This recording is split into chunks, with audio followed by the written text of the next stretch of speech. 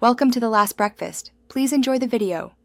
In this video, I will explain how to make a fat loss protein shake.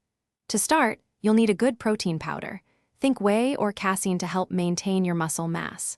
For your liquid base, unsweetened almond milk or plain water are excellent choices, keeping your calorie count in check.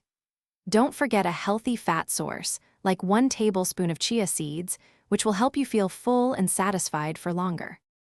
Next, let's boost the fiber and micronutrients in your shake.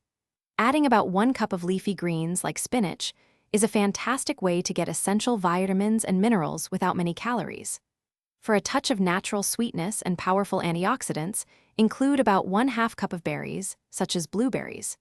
You might also consider a small amount of fiber, perhaps 1 tablespoon of psyllium husk, to aid digestion and promote fullness. Now let's talk about making your shake delicious and adding some optional boosts. You can enhance the flavor with natural extracts, like 1 teaspoon of vanilla or a dash of cinnamon, without adding extra calories. If you prefer a sweeter taste, a small amount of natural sweetener, such as 1/2 teaspoon of stevia, works well. For an extra kick, consider adding 1 tablespoon of MCT oil, which can provide a quick energy source and support your metabolism. Finally, let's get to blending and some best practices. Combine all your chosen ingredients in a blender and mix until completely smooth, making sure there are no lumps.